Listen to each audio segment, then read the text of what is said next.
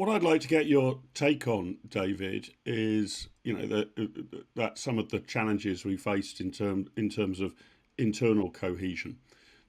To what extent has this degradation of, I don't know, perhaps you could call it the English constitutional spirit, has that been down to our governments over the last few decades? And to what extent, and these might be linked, has it been that English law has been out-trumped by international law? I mean, example, but there are endless examples, but let me put forward evidence A. If you look at the Home Office's response to Epping Council's attempts to close down the hotel, the first two parts of the Home Office response, and I would think in law, not in morals, but in law, probably the strongest, was A, this might be a breach of the European Convention of Human Rights. B, it might be a breach of the Human Rights Act, which is basically subsidiary on that. Have we essentially imported an international legal system which has therefore worn away at these ancient English principles, and we should therefore be rather unsurprised that we have landed in this rather sorry state? I think there's a very simple answer. Yes, yes, and yes. That is exactly what's happened. Because remember that New Labour was driven by this extraordinary notion that its job was to save the world. Gus O'Donnell, the former permanent secretary of the Treasury, says explicitly, my job was not simply to benefit Britain, British prosperity, but the world. It's this extraordinary notion of the, if you like, the New Left, that Britain, having ceased to rule the world with the empire, now had the job of setting a good example to the world.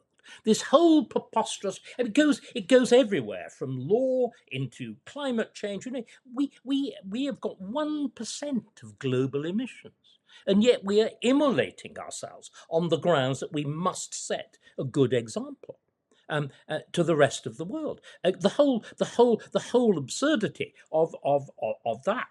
Again, it's exactly part of this. I mean, the legal basis of it all, or the conceptual basis of it all, is liberal internationalism.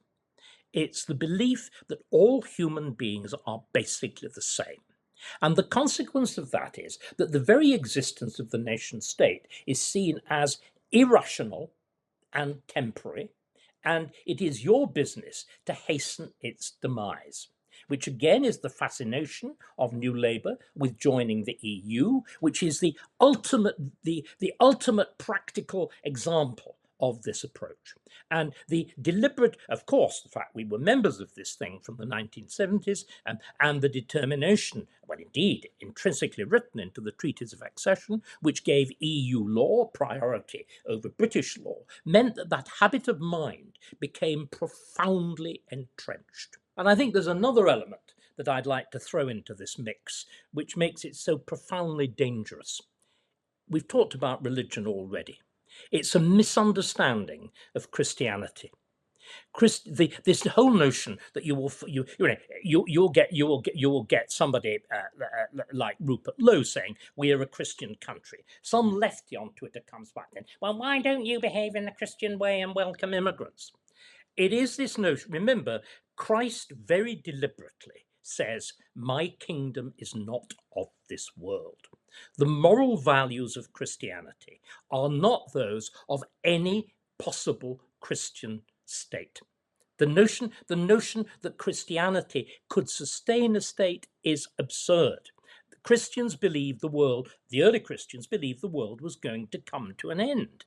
Jesus, you will remember, is offered worldly dominion by the devil when he goes up into a high place and the devil tempts him in the 30 days and 30 nights in the wilderness, and Christ rejects it. When the Romans put King of the Jews on the cross, they're deliberately satirizing Jesus. My kingdom is not of this world. The famous remarks of when asked, is it legitimate to pay tax to the conqueror, tax to the Romans? He doesn't do what a Jewish nationalist would have done at that time and say no. He asks for a coin. He says, whose image appears on the coin? Caesar's, they say, render unto Caesar. the things that are Caesar's, and unto God the things that are God. And I think that what we've done is we've confused the intensely personal morality of Christianity, the morality of the Good Samaritan, and tried to pretend you can run a state on the basis of the Good Samaritan. When, remember, of course, the Christian injunction is positively anti-wealth. It is easier for a camel to go through the eye of a needle than for a rich man to enter the kingdom of heaven. What did Jesus say to the rich man who wanted to be saved? Sell all thy goods and give to the poor. Now, Mark, that is pretty much what this current Labour government is doing. We've got this absolutely terrifying pseudo-religious nexus of the belief in a universal humanity, which again is heavily grounded in a particular form of Christianity. It's founded in St. Paul's Corinthians 14, when St. Paul says, in Christ there is neither Gentile nor Jew, Roman nor barbarian, master or slave. But that's in Christ, not now. St. Paul at the same time says, masters, treat your slaves well. Slaves, obey your masters. He himself pushes the idea that he's a Roman citizen to demand that he's tried in Rome. In other words, that there is that what we've done, we've confused the utopian, my kingdom is not of this world, and we've tried to bring down the kingdom of heaven onto earth with the infinitely catastrophic consequences of all utopianism. So that you can see how all of these things fit together. The universal liberalism of human rights and the French Revolution, the potentially revolutionary aspects of Christianity, if you take it seriously. It's a religion that pulled down states. And then finally, this strange last kick of liberal empire, that were there not for the benefit of Britain, but for the benefits of the subjects of the empire. And the whole thing has turned into this poisonous brew, whose consequences we see in Epping.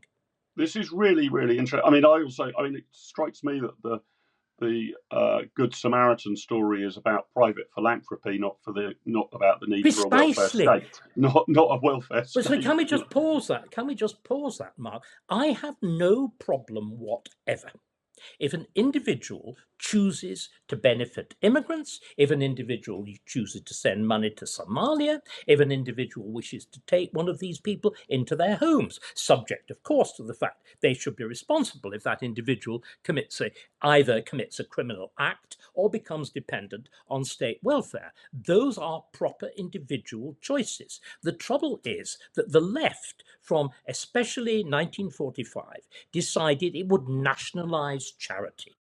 That is the current thing. And what you do is you take what is an individual moral obligation and you turn it into a state-funded political obligation. Now, if you as an individual are making a charitable donation, that is an act which is your personal choice. If you, because you're a believer in this nonsense and run a government, command the machinery of tax, and you take money from me, which I do not endorse for this purpose, there's no moral value in it. In fact, it is completely the opposite. And but the problem is, we on the right have completely failed to counter these kind of arguments. We've gone along with them. The whole sentimental, look again, the problems all arise with Cameron and the sentimental Andrew Mitchell and the sentimentalization of foreign aid.